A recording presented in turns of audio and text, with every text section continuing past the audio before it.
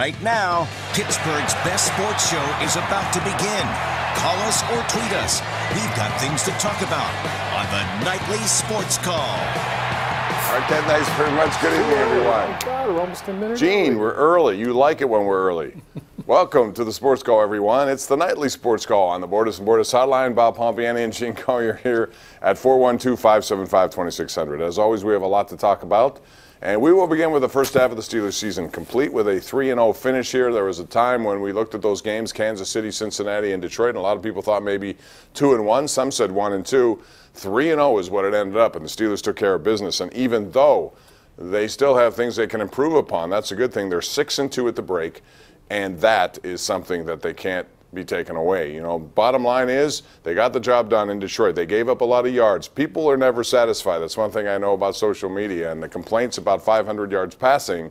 I mean, I understand that, but at the same time, they tightened up when they had to. They did not allow a touchdown to a high-stakes quarterback like Matthew Stafford, and they come away with a win. Gene Collier of the Pittsburgh Post-Gazette, outstanding columnist, is here.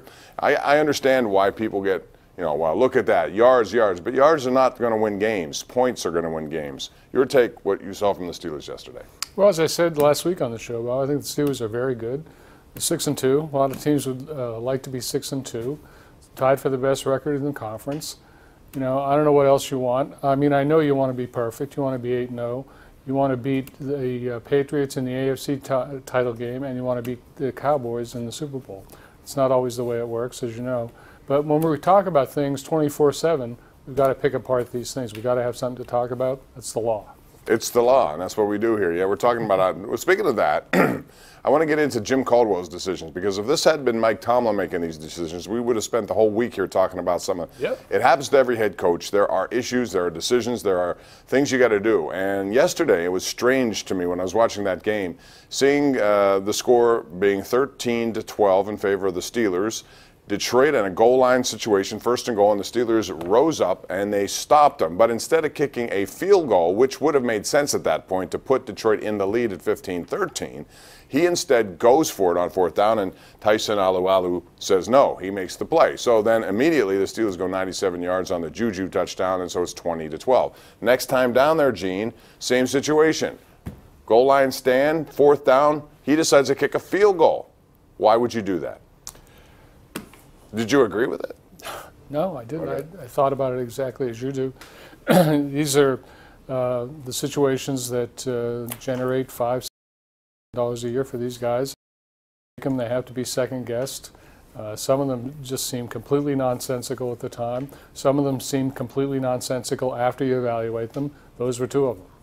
Yeah, it did make sense. If you're going to do it once and not kick the field goal when it's 13-12, you have a chance to take the lead. When you're down by 8, and you're there on the 1-yard line again, you should go for the touchdown if you did it the first time. And yet he kicks it, he never got it back. Coaches will say that, you know, it depends on, you know, how they feel about the way the club is doing at that time, but I don't get it. You know, all right, there is something else that a lot of people grade. don't get here, Gene, and that's a trade tonight that just happened, according to many media reports. Yes, the Bill Belichick-led New England Patriots. Oh, they let Garoppolo go? They traded Jimmy Garoppolo to San Francisco for a 2nd-round pick, which means they have no backup as of the moment, because Tom Brady is going to play until he's eligible for Social Security. So you don't need a backup, do you? He's going to be healthy. Everything's going to be good. They traded Jacoby Brissett earlier to Indianapolis, and now Garoppolo goes to Indianapolis, which I think will be a good chance for him over there. But they get a 2nd-round pick back. Likely will take another quarterback in the draft. And Brian Hoyer was released by San Francisco. I would imagine he'd end up there as the backup. Yeah. He'll end up there as the backup. Probably never see the field. At least they hope he'll never see the field. But, you know, I don't think we're going to sit here and second-guess New England on personnel moves. But it does leave them kind of, you know, I mean, Hoyer is Hoyer. We've seen him back in. Maybe he doesn't go there. But if he doesn't, then who could it be? Steelers once, didn't he? Yes. Would you ever imagine Colin Kaepernick going to New England? I don't know why Colin Kaepernick isn't employed. I mean, I know the ostensible reason, but look at all the teams, beginning with the Dolphins in the summer, you know, signing Jay Cutler with Colin Kaepernick out there. You know, they're cutting off their nose to spite their face, as my mother used to say. All right, let's talk about a hockey team that's doing that right now, and that's the Penguins. Back-to-back losses on back-to-back The second half of back-to-backs have been a real problem, and last night again they lose 7-1. I was really surprised that Matt Murray started, only because he had started the night before in Minneapolis. Plus he took a knee to the head. He's had a history of concussions. I thought maybe that'd be the time not to start him, give Casey DeSmith a start. He ended up getting in the game anyway, but their effort was bad. And they've had 3 blowouts now as part of these back-to-backers. They're 0-4. They've given up 29 goals. They have them coming up again this week. They made a deal or move today as they brought in Tristan Jarry and sent Casey DeSmith back. So, Gene, when you watch him play, is it just lack of interest because it's October hockey? I think so. That's my problem. Stanley Cup. I know that. But I mean, it's probably true with them. But you can't get away from these kind of detail issues because they could have a lingering way of affecting you.